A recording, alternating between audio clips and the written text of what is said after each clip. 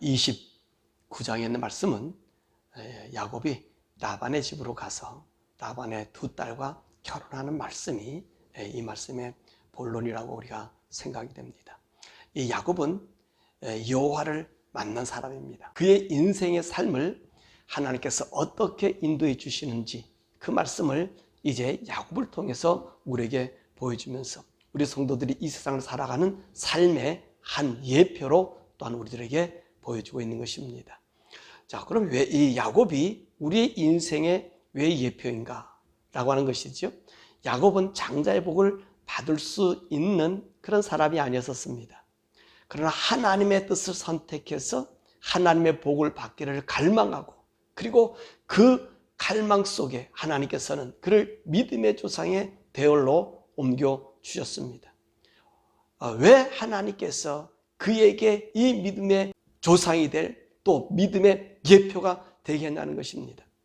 바로 야곱이 하나님을 사랑하는, 하나님을 자기의 하나님으로, 하나님의 뜻대로 살려고 하는 이 믿음을 하나님께서 귀히 여기셨다는 것입니다. 그래서 우리 인생들요, 모든 사람들을 이 믿음의 조상 하면 야곱을 떠올리는 것은 다른 것이 아니라 이 야곱이 하나님의 복을 받기 위해서, 하나님 뜻 안에서 살기 위해서, 그리고 하나님이 온전한 자기의 주가 되게 하기 위해서 그가 그 모든 것을 떠나서 하나님을 선택하고 하나님을 따르고 자기의 모든 즐거움은 그가 77살 때까지 포기하지 않았습니까? 오로지 모든 것을 하나님 복, 장자의 복, 하나님 복을 세상에 이어줄 그 복을 위해 살았다는 것입니다.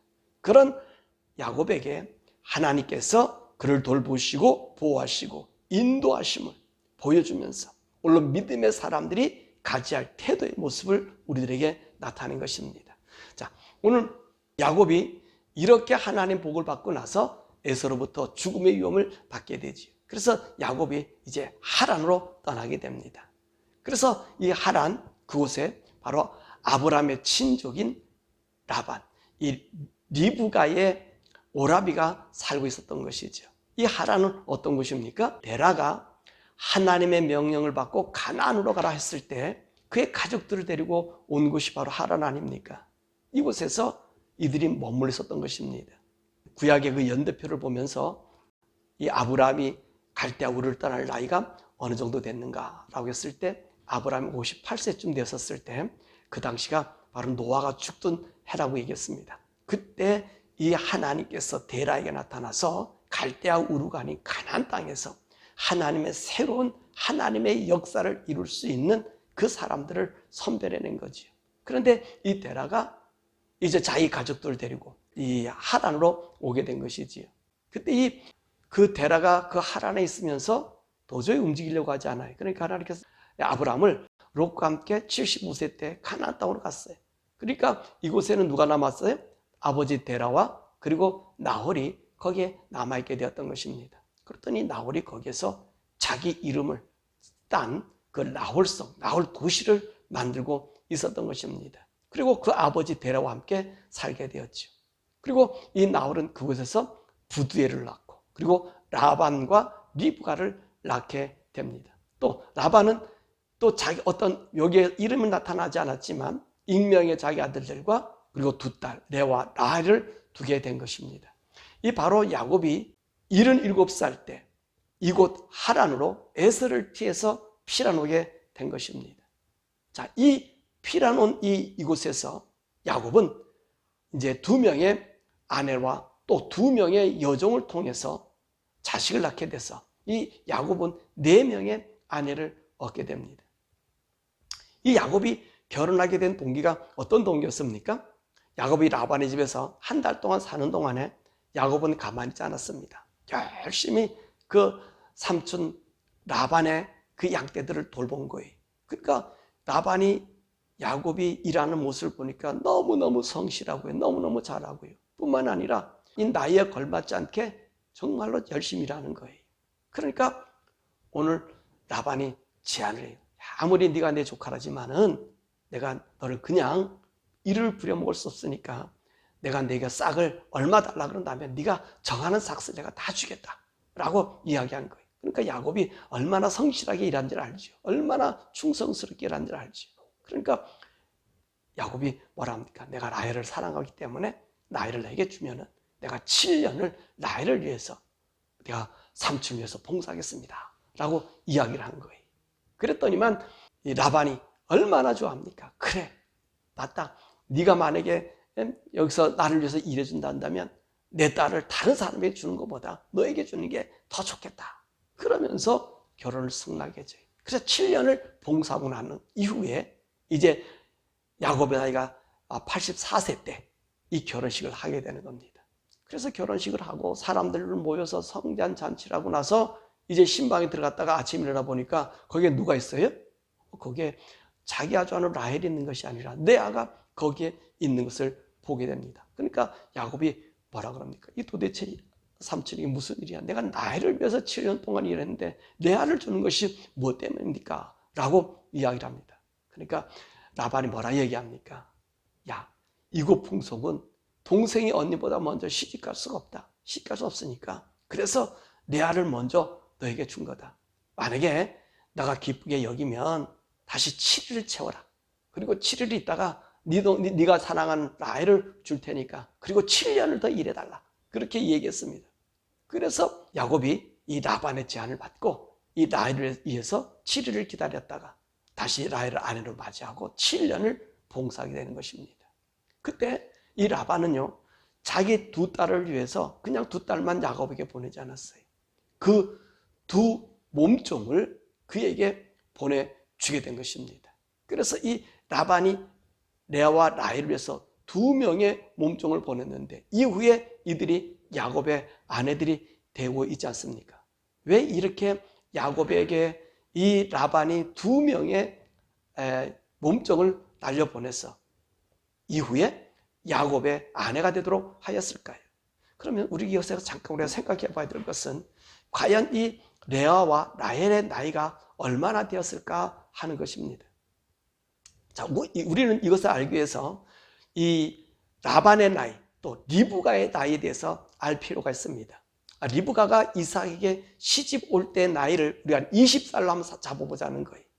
그리고 리브가가 만약에 20살 때 이삭에게 결혼했습니다. 그 당시 이삭의 나이는 40이고요. 자, 그리고 이삭이 60세 때 리브가가 아이를 뵈서 에사와 야곱을 낳잖아요. 그러니까 리브가가 20살이었다면 그때는 40살에 에사와 야곱을 낳게 된 것입니다. 자, 그러면 이 야곱이 이 삼촌네 집에 왔었을 때 그때 나이가 몇 살입니까? 77살이에요. 그리고 이제 첫 번째 7년에 결혼해서 아내를 얻었다면 84살입니다. 그렇다면 리브가의 나이가 어느 정도 되지요? 그럼 124살이 되지요. 그러면 라반의 나이는 어느 정도 되겠습니까? 적어도 120에서 130 가까운 나이가 될 거란 것입니다. 그렇다면 이 레아와 라헬의 나이는 얼마나 되었을까요? 여러분 짐작이 되지 않습니까? 얼마 정도 됐는지. 적어도 우리가 아주 작게 나이를 봐도 30은 훨씬 넘었고 어쩌면 40도 훨씬 넘은 나이로 추정됩니다. 그 이유가 뭡니까? 라헬은 가나안으로 오다가 노중에 베냐민을 낳다가 죽지요. 그리고 이 레아는 요셉이 애굽의 총리가 되어서 아버지를 초청해서 모시고 올 때에 레아는 이미도 가나안 땅에서 죽었습니다. 그러고 보니 오늘 이 라헬과 레아는 적은 나이가 아니었던 것을 우리가 볼 수 있게 되는 것입니다. 그래서 오늘 이 라반이요, 이 두 딸을 이 야곱에게 맡기는 거예요. 만약에 젊은 딸이라 그랬다면 야곱에게 맡길 수 있겠습니까? 말이 안 되잖아요. 그런데 그런 이유가 아마 그 속에 숨어 있지 않았는가. 우리가 성경을 자세히 보고 의문을 가지고 보면 그런 말씀의 모습 우리가 보게 됩니다. 그리고 또 라헬은 왜 그렇게 나이가 들었는데 시집을 못 갔을까 하는 것입니다. 바로 오늘 17절의 말씀 보면 레아의 외모 때문에 결혼하지 못하지 않았는가 이런 생각이 듭니다. 이 지방의 풍속이 어떤 풍속이라고 그랬습니까? 동생이 언니를 두고 시집갈 수가 없다는 거지. 그래서 오늘 이 레아가 시집을 가지 못함으로 라헬은 시집가지 못하는 그런 신세가 되었다는 것입니다. 그러니까 이 라반은 이제 꾀를 낸 거지. 오늘 야곱이 요구한 이 결혼의 조건에 오늘 부합하게 이제 자기 두 딸을 야곱에게 맡긴 겁니다. 근데 이게 보세요. 이 야곱의 이 결혼에는 하나님의 섭리가 있었다는 것입니다. 라반의 꾀를 오히려 하나님께서는 하나님의 복으로 바꿔 주셨다는 거예요. 레아를 먼저 야곱에게 주고 라헬을 나중에 줌으로 그곳에서 오는 라반의 이익은 상당히 컸었을 것입니다. 첫 번째로 야곱을 통해서 얻은 수익이 야곱이 자기 집에서 일할 때 얼마나 많은 수익을 얻은 것인가를 우리가 알 수 있습니다. 나중에 이제 야곱과 라반과의 이야기 속에서 그러잖아요. 내가 왔을 땐 집에 소유의 물이 적었더니 아주 큰 때를 이루었다고 그렇게 라반 보고 얘기하지 않습니까? 그래서 오늘 이 라반이 야곱을 통해서 이제 많은 이익을 얻게 되었다는 거예요. 그러니까 그 딸을 그에게 주면서 이 레아를 주면서 자기가 많은 이익을 얻게 된 거죠. 두 번째로 이 딸들을 시집 보낼 수 없은 상태가 였다는 것입니다. 그러니까 오늘 야곱이라고 하는 사람은 하나님의 복을 받고 하나님 명령을 따라 움직인 가문 아닙니까? 그러니까 이 복의 사람에게 오늘 자기 딸들을 줌으로 말미암아 자기의 수치를 가릴 수 있는 이 잔꾀를 부리게 된 것이지. 그런데 하나님은 이 꾀를 하나님의 의의 역사로 바꾸셨다는 것입니다. 왜 그렇죠? 자, 에서는요 40이 되어서 벌써 2명의 아내를 얻고 있었고요. 또 그 나이 77살 때에 바로 이스마엘 또 족속으로 찾아가서 거기서 아내 하나를 더 얻어가지고 옵니다. 그래서 이 에서는요 당당하게 자기 부족의 면모를 갖추고 있었습니다. 그런데 야곱은 77살까지 결혼 못했고 84살에 가서야 결혼함으로 이제 그 자식을 얻는 그런 기회가 열린 거예요. 그렇다 해서 이 자식을 많이 얻을 수 있는 그 가능성도 희박했다는 거죠. 그런데 하나님께서는 이런 야곱에게 라반이 속이는 그 역사를 통해서 한순간에 4명의 아내를 주어서 하나님의 역사를 이루어 나갈 12명의 자식을 낳게 하고 이 12명이 이스라엘의 지파를 이루게 하고 더 나아가서 이스라엘 국가를 이루는 계기가 됐다는 것입니다. 이것이 하나님의 섭리라는 거예요. 하나님께서 우리 하나님의 백성들을 붙잡아 주시고 인도하는 그 보호하심과 그리고 하나님께서 함께 하심의 은혜라는 것입니다. 하나님께서 베델에서 야곱에 나타나실 때 뭐라 그랬습니까? 내가 너를 지키고 인도하고 내가 모든 것을 이룰 때까지 내가 너를 떠나지 않고 함께 하실 것이다 라고 하시는 이 말씀을 이루어 주신다는 것입니다. 그러니까 라반이 아무리 약한 꾀를 써더라도 그 위에 다스리시는 분 누구셔요? 하나님. 하나님께서 우리 이 야곱의 편이 되어 주셔서 야곱에게 손해가 아니라 그 불합리한 것을 정말로 합리적이고 더 복을 이룰 수 있는 계기를 만들어 주셨다는 것입니다. 이것이 29장 오늘 1절에서 30절 읽은 말씀인 것입니다. 야곱의 결혼은요 정말 어떠면 억울한 면도 있지 않습니까? 그런데 억울함이 오히려 하나님의 영광의 복으로 바뀌는 역사를 만들어 주셨다는 것입니다. 자, 오늘 여기서 우리의 말씀을 맺으면 야곱의 삶은요 우리의 삶이고 또 야곱의 보는 우리 성도들의 보호받음을 보여주고 있습니다. 야곱이 하나님부터 이런 보호를 받고 인도함 받을 수 있었던 이유가 뭐라고 그랬습니까? 이 야곱은요 하나님의 뜻대로 살기로 그렇게 작정하고 그의 젊은 시절을 이 하나님 복을 받는 일에 열중했다는 거예요. 그래서 77살까지 결혼도 못하고 있지 않았습니까? 얼마나 바보스러움입니까? 그가 원함이 뭐지요? 하나님의 언약 가운데 살기를 원했다는 것입니다. 그래서 이 야곱은 어떤 일을 합니까? 하나님의 언약을 받기 위해서 이 에서에게 팥죽으로 장자 명분을 사지 않습니까? 더 나아가서 이 장자의 복을 비는 하나님의 명령의 복을 비는 그 자리에 에서의 모습을 가장에 들어가서 그 하나님의 축복을 저주를 감내한 하나님의 그 복을 받아가지고 오지 않습니까? 이것은요 어쩌면 하나님 편에서는 용납될 수 없는 일이었었습니다. 그런데 우리 하나님은 용납해 주셨다는 것입니다. 왜 그러죠? 오늘 에서와 야곱은 우리 인생들에게 보이는 표징이에요. 너희들이 하나님을 선택할 것인가 세상을 선택할 것인가를 보여주는 그런 증표란 말씀입니다. 에서는 어떤 삶을 살았어요? 아버지와 함께 장막에 가는 삶을 살지 않냐고 오늘 가나안 사람들 풍속을 따라 사냥하러 다니고 그렇게 들로 산으로 다녔어요. 근데 야곱은 어떻게 했습니까? 하나님의 복 내림을, 하나님에게 복 주심을 기다리고 있었던 거예요. 그 하나님의 복을 받기 위해서. 그래서 자기의 모든 부분을 행하여 산 사람이에요.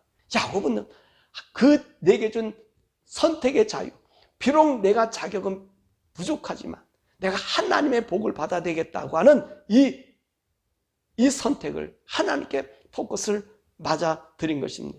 그래서 하나님께서는 하나님을 선택한 야곱에게 정말로 용납되지 아니하는 것을 용납해 주셨다는 거예요. 이것은 무엇을 얘기하나 하나님께서는 우리 인간의 자유의지, 우리가 선택하는 그것을 우리가 하나님께서 보호해 주신다는 말씀입니다.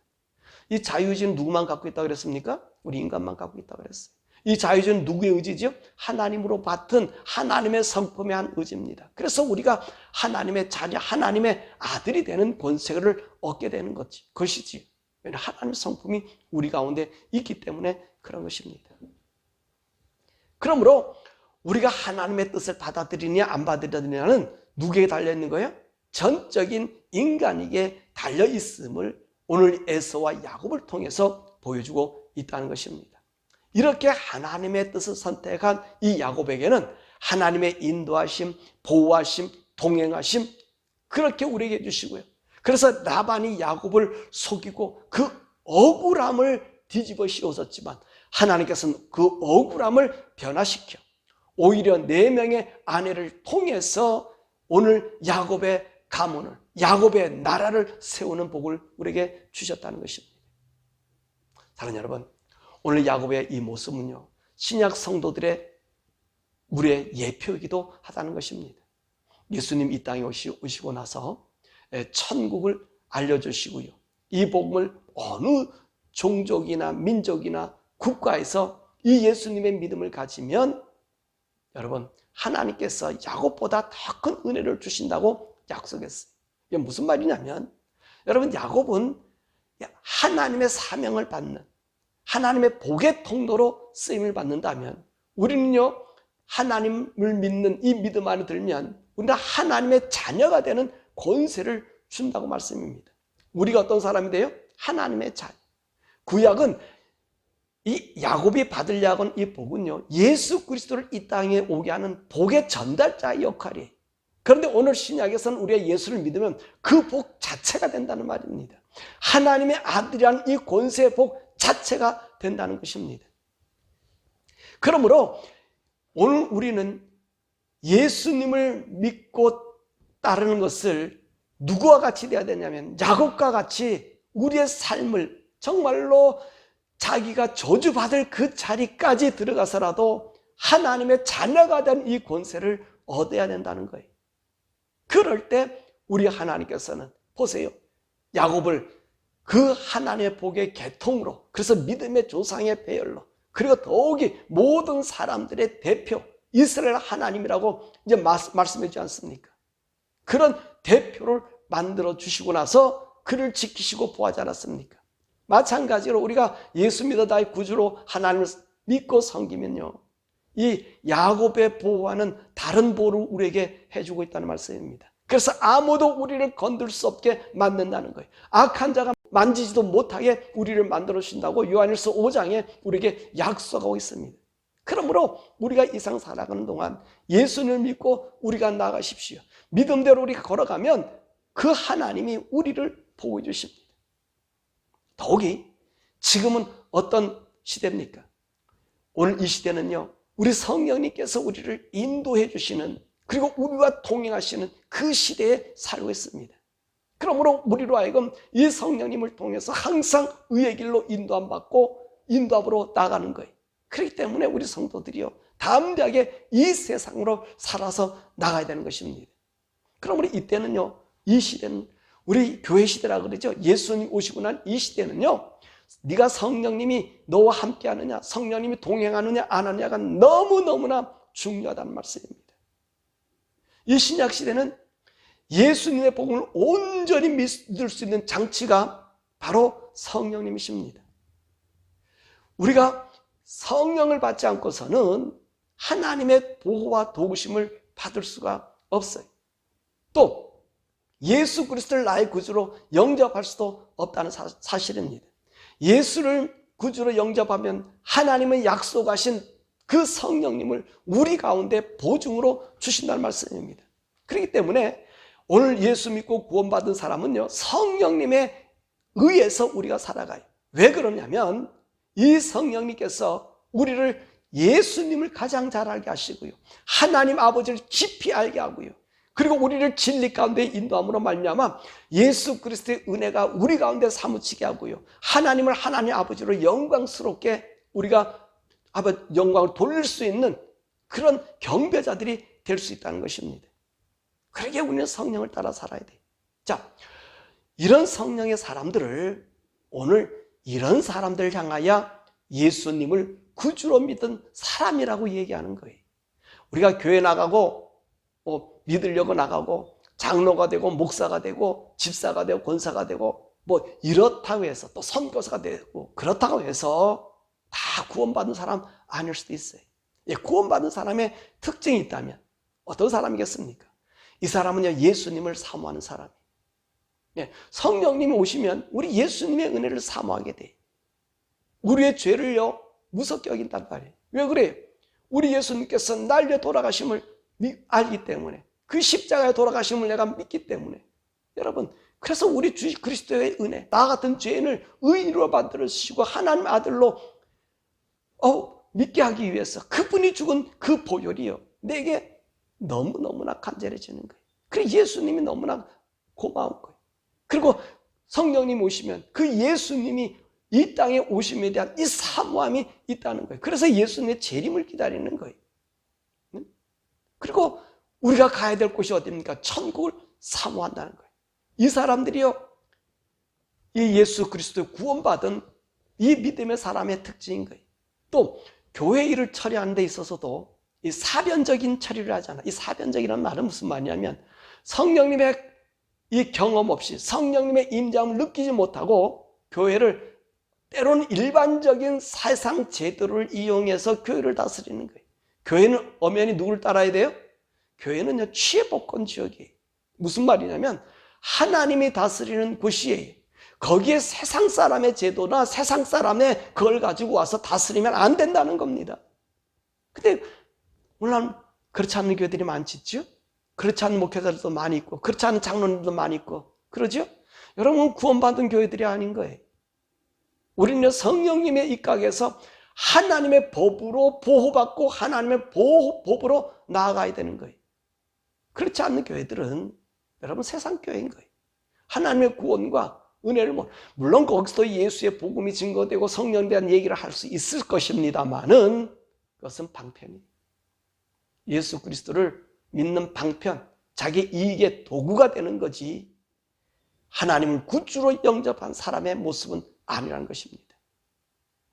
그래서 이분들은요 항상 성령 안에서 하나님의 처리하심을 기다리는 거예요. 갖가지 어려움이 올 수도 있을 거예요. 그러나 그 하나님을 믿고 나아가면서 그곳에서 하나님의 나라 천국의 모형을 보여주는 거예요. 이것이 교회입니다. 이것이 성도들의 모임이고 그것이 성령 받은 우리 목회자들의 모습이에요. 저도요 간혹 세상 제도를 따라갈 때가 많아요. 그 유혹에 빠질 때가 많아요. 그래서 실패도 많이 해요. 근데요 제 인생에 삼은 날이 얼마 남지 않는 걸 제 생애를 들어보면서 여러분들이 증거하는 것은, 여러분, 우리는 이 교회는 하나님의 법으로 하나님의 나라를 보이는 것이, 세상 것이 들어와서 하나님의 성령의 법을 모독해 하는 교회가 돼서는 안 된다는 것, 그런 여러분들 되기를 바랍니다. 그래서 이 교회는 천국의 모형을 보이는 거예요. 이곳에는 하나님의 나라, 하나님의 주님의 오심, 그거에 관심을 갖고 우리 삶의 성령의 충만함을 보여주는 거예요. 그러므로 이 세상에서 우리 성도는 천국을 보여주는 거예요. 하나님이 계신 나라를 보여주는 것입니다. 그러므로 천국을 증거하지 못하고 예수의 재림을 선포하지 못하는 교회나 사람이라면 그 사람은 예수님을 영접하지 못한 사람일 수도 있다고 하는 것입니다. 왜요? 우리의 성도들의 소망, 그것은 무엇입니까? 그것은 하나님의 소망이기도 하지 않습니까? 하나님 우리와 함께 사는 것, 하나님 우리와 함께 거하는 것, 이것이 하나님의 소망이고 우리의 소망인 거예요. 예수님이 이 세상 오신 목적이 뭐지요? 우리에게 천국을 주려고 온 것입니다. 왜 예수님이 십자가 죽으셨습니까? 그분이요 우리의 십자가 죽음으로 말미암아 우리 죄를 용서하시고요, 우리의 죄를 용서받는 길을 열 뿐만 아니라 이 죄 용서 속에서 하나님을 만나게 하기 위함이에요. 그래서 우리 예수님께서 뭐라고 말씀하십니까? 내가 갔다가 다시 와서 나 있는 곳에 너희를 데려가겠다라고 얘기하신 거예요. 그러므로 오늘 예수님이 이 땅에 오시면요, 우리 죄를 용서하심과 아울러 우리 모두를 하나님을 만나게 하고 하나님 나라에 살게 하기 위해서 우리에게 오셨던 거예요. 그래서 예수님은 이 세상에 천국 얘기를 하잖아요. 왜 천국 얘기를 얼마나 많이 합니까? 천국 얘기, 그죠? 천국. 네에 있는 거 가장 중요한 거 다 팔아서라도 그걸 사서 소유하라. 이 보화비 위해서 그 얘기하지 않습니까? 천국. 예수님의 천국에 대한 이야기를 제말. 여러분, 산상수훈의 팔복이 뭐지요? 천국 아닙니다. 처음으로 하는 게 심령이 가난하는 복이 나니 천국이 저희 것이며, 요자 마지막에 의로 핍박받냐 복이 나니 천국에 저희 사인 큼이라. 천국이에요, 천국. 성도는, 교회는요, 천국 가기 위해서 예수를 증거하는 거예요. 그러므로 이 천국에 계신 이곳에 우리를 인도하기 위해서, 우리를 영혼을 보호하기 위해서, 하나님 만날 수 있도록 거룩하게 보존되기 위해서, 그래서 우리 하나님께서 성령을 우리에게 보내주신 거예요. 성령으로 말미암아 우리가 하나님의 구원받은 성도가 되고 이 성령님을 인해서 우리가 거듭남을 알게 되는 거예요. 그래서 성령의 인도함 받는 자가 바로 성도의 특징이요, 구원받은 하나님의 자녀라는 사실입니다. 아멘. 여러분, 그래서 성령을 받으라. 예수님도 처음 부활하셔서 제자들에게 하셨고요, 제자들도 가는 곳마다 성령 얘기하고 성령 받으라 얘기하는 거예요. 사변적으로 예수 믿지 말라는 거예요. 이론적으로 믿지 말라는 거예요. 들어주는 거로 믿지 말고 네가 성령 받고 성령 체험해서 그 하나님 만나 그분과 교통에 살아. 그것이 교회인 거예요. 교회. 여러분, 야곱은 하나님의 복의 통로라면 성도는 천국을 보여주는 구원의 통로입니다. 바라고 하기는 우리 사랑하는 성도 여러분들이 성령님과 더불어 살면서, 그래서 이 성령을 통해서 내 속에 예수 그리스도의 은혜가 정말로 샘솟듯 넘쳐나고 그 하나님 아버지의 사랑을 나로 감싸고 있으므로 내가 하나님의 자녀 된 것에 감격하는 그런 우리 성도가 되어서 정말로 여러분들이 살아가는 믿음의 삶을 통해 다른 사람들이 하나님께 굴복할 수 있는 그 믿음의 사람 되기를, 그 믿음의 성령의 사람 되기를 간절히 축원합니다. 함께 우리 기도하고 마치지요. 하나님, 우리에게 하나님의 구원받은 하나님의 자녀의 권세를 주셨으니 감사합니다. 하나님, 내가 예수 그리스도의 보혈의 공로가 달마다 내 속에 넘쳐서 그 보혈이 날 하나님 자녀 만드는 그 은혜가 날마다 넘치고 감동적으로 살 수 있게 해달라고 우리 기도하십시다. 그리고 성령님, 날마다 이끌어 주셔서 그 주님이 말씀하신 말씀이 깨달아지고 알아지고 하늘의 영광을 보고, 그리고 아버지가 나의 아버지가 된 것을 감사하는 날마다 그 가운데 이끌림 받게 하여 주시고, 때로는 내가 실수해서 넘어질 때 성령님께서 깨우쳐 주셔서 반드시 하나님 의 가운데 거하여 그 영광의 주님 앞에 설 수 있는 우리들 되게 해달라고 우리 주여 부르고 우리 함께 기도하겠습니다. 주여!